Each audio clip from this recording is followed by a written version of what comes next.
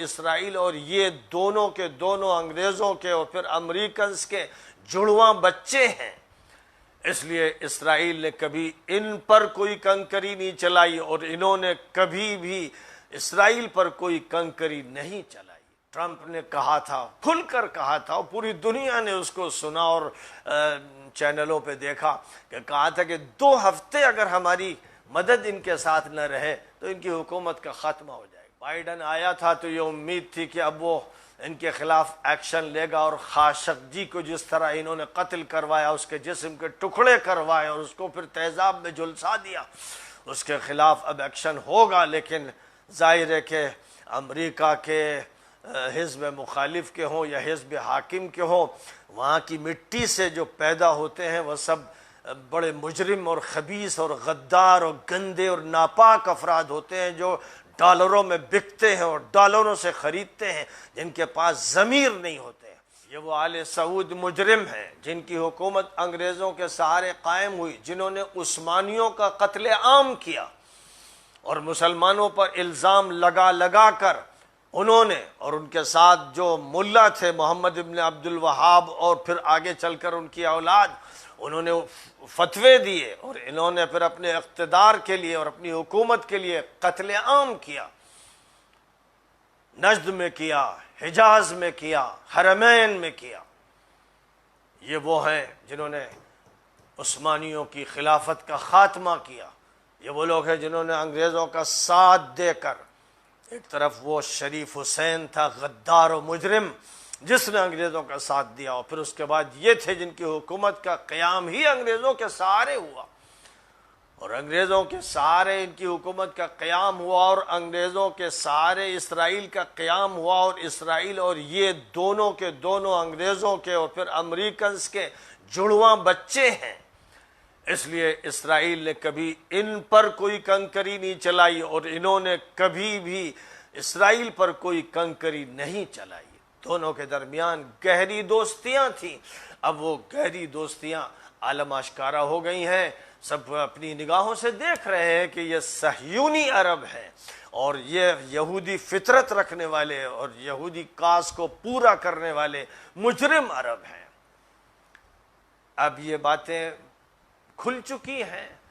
لیکن یہ وہ باتیں ہیں جو اللہ کے فضل سے میں اپنی جوانی سے جانتا تھا، اور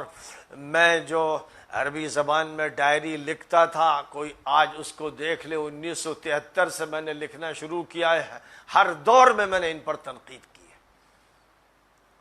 زبان سے جب موقع ملا اور قلم سے مسلسل ان کے خلاف لکھتا رہا،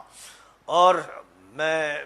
اپنی آنکھوں سے بھی دیکھ کر لکھتا رہا۔ 1977 سے 1980 تک تو میں نے ان کی صبحیں دیکھی، ان کی شامیں دیکھی، ان کی سڑکیں دیکھی، ان کے ہوٹل دیکھے، اور حضرت مولانا علی میاں صاحب رحمۃ اللہ علیہ کی زبانی جو کچھ میں نے سنا، اور میں نے جس طرح ان کے جلتے ہوئے دل کو دیکھا اور پھکے ہوئے کلیجے کو دیکھا، وہ ایک امانت ہے جس کو میں اپنے سینے میں لیے ہوئے ہوں، اور اسی کے کچھ شعلے ہیں جو بھڑک جاتے ہیں۔ بہرحال ان کا آغاز ہوا اس طرح کے انگریزوں کے سہارے ان کا وجود ہوا، اور اس کے بعد جنگ عظیم ثانی ہوئی۔ جنگ عظیم ثانی کے بعد امریکہ نے ان کو اپنی گود میں لے لیا۔ اب امریکہ کے سہارے اور اسرائیل کے سہارے ان کا بقا ہے، ان کا جو بھی استحکام ہے۔ ٹرمپ نے کہا تھا، کھل کر کہا تھا، اور پوری دنیا نے اس کو سنا اور چینلوں پہ دیکھا کہ کہا تھا کہ 2 ہفتے اگر ہماری مدد ان کے ساتھ نہ رہے تو ان کی حکومت کا خاتمہ ہو جائے گا، ان کی حکومت ہمارے سہارے چل رہی۔ اس نے ڈنکے کی چوٹ پہ کہا اور کہا کہ تمہیں رقمیں دینا ہے، ہم تمہارا تحفظ کر رہے ہیں۔ تو اس وقت سب نے یہ دیکھا کہ پوری ماتحتی کے ساتھ، غلامی کے ساتھ، سر جھکا کر انہوں نے ٹرمپ کی بات کی، عملاً تصدیق کی، اور اس کے بعد اس کی خدمت میں ارب ڈالر رکھ دیے۔ بائیڈن آیا تھا تو یہ امید تھی کہ اب وہ ان کے خلاف ایکشن لے گا، اور خاشقجی کو جس طرح انہوں نے قتل کروایا، اس کے جسم کے ٹکڑے کروائے اور اس کو پھر تیزاب میں جھلسا دیا، اس کے خلاف اب ایکشن ہوگا۔ لیکن ظاہر ہے کہ امریکہ کے